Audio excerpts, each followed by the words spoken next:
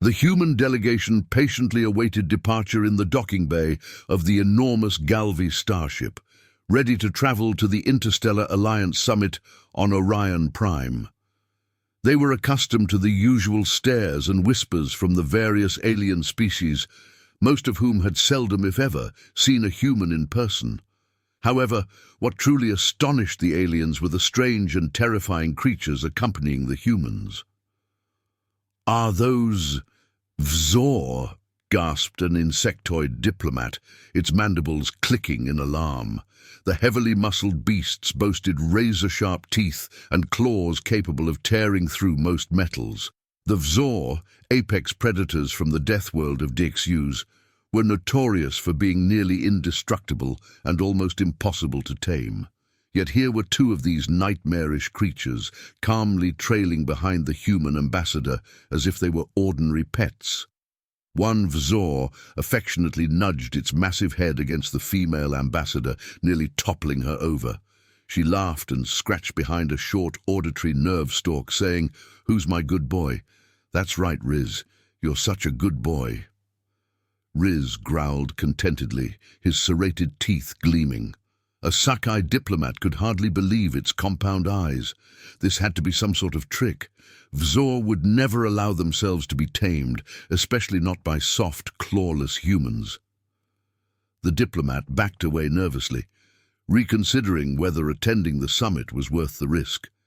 At that evening's reception, it became apparent that Riz and Romula, as the ambassador had named the Vzor, were perfectly friendly, at least toward humans. They kept a respectable distance as the delegates mingled, only occasionally approaching the ambassador for attention or sniffing curiously at a briefcase carried by one of her aides. When greeted or praised by humans, Riz and Romula were the picture of obedience, rolling over playfully to expose their armored bellies for scratches. But when an alien delegate ventured too close, their demeanor changed instantly.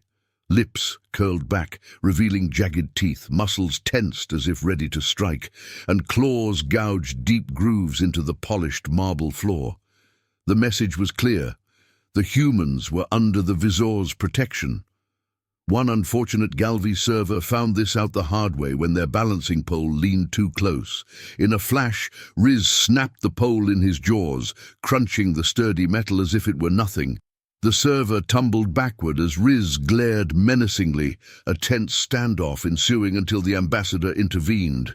"Riz, drop!" she commanded calmly. After a reluctant pause, Riz spat out the mangled pole and obediently returned to her side.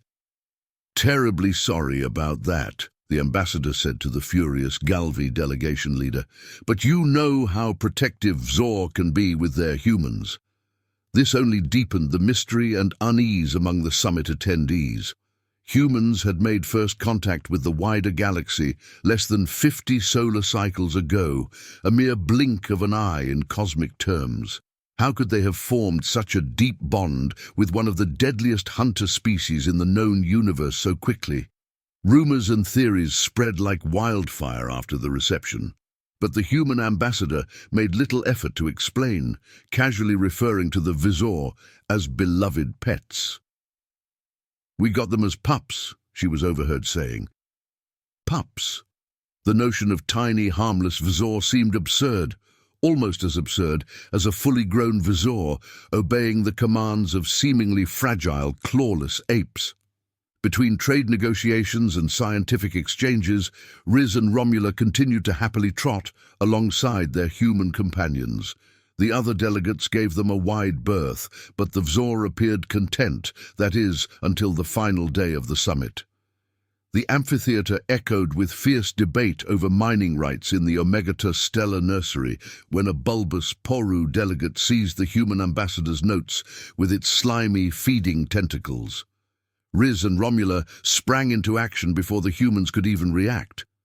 Nearly 700 kilos of muscle, sinew and jagged teeth surged toward the offending Poru. Chaos erupted as the Poru's high-pitched squeals echoed through the chamber, and it frantically zipped away on its hoverpad, dripping viscous fluids in terror. The Vzor's roars reverberated off the stone walls as delegates stampeded toward any available exit. The ambassador's voice cut through the commotion with authority.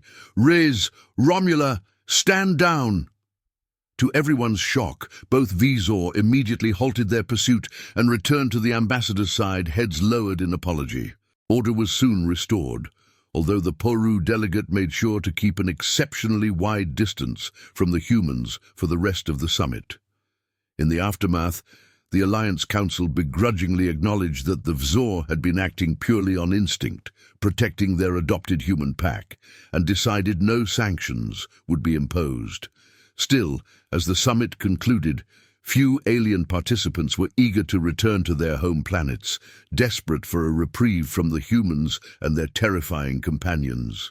Word spread quickly across the galaxy about the fearsome Vzor, utterly devoted to their human counterparts and obeying their every command. Holovids of the Vzor pair and the ambassador received billions of views, with both awe and disgust expressed at this seemingly unnatural relationship. Yet, the Vzor pair were only the first hint of humanity's previously unknown talent for taming ferocious beasts. Later, diplomatic missions introduced even more astonishing creatures. 300-kilo Madon fatalis specimens from Earth's prehistory, trained to carry human children gently on their backs. Towering wreck falcons from Kark 7, bearing human riders on their feathered shoulders.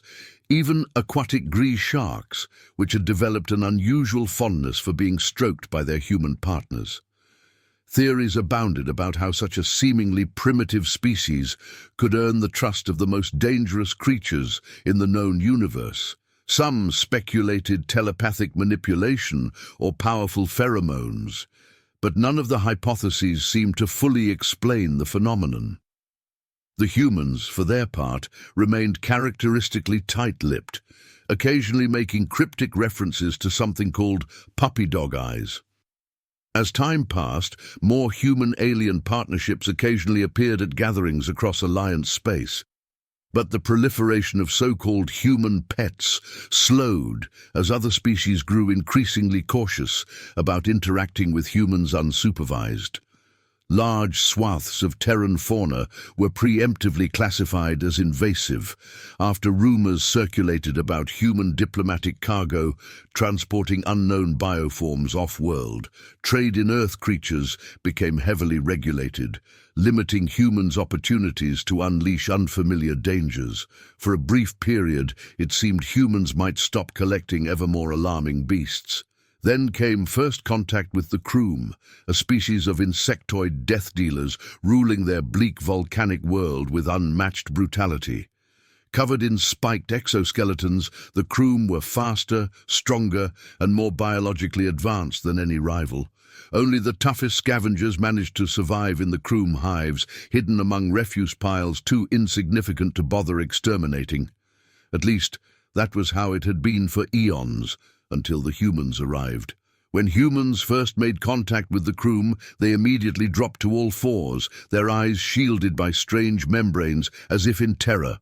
This delighted the Kroom commander until the peculiar apes began stroking the deadly razor limbs nearest to them, making odd rumbling noises in their chests. The razor-sharp appendages should have sliced through their soft skin instantly, yet the humans continued, gently caressing and commenting on the Kroom's sleek beauty and vibrant colors. Intrigued, the commander allowed the humans to live and brought them back to Kroom Prime. Instead of cowering in fear or pleading for release, the humans seemed overjoyed, removing parasites from their captors' carapaces and showering them with tactile affection. The antisocial Kroom were both horrified and fascinated by this behavior. Rough carapace segments that had remained untouched for countless brutal cycles were now polished and smoothed under diligent human care, providing undeniable relief. Soon, hive queens across the planet demanded these clever new servants for their broods.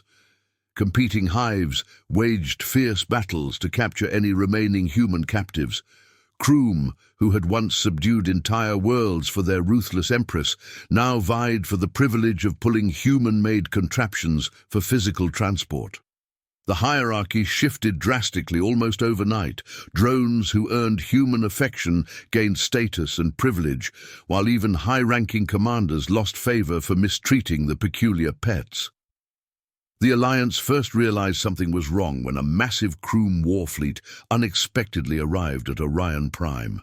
Fearing an imminent invasion, the defense forces mobilized, only for a tiny diplomatic shuttle to emerge, requesting, albeit in broken common, that any humans return home for much-needed rest and relaxation.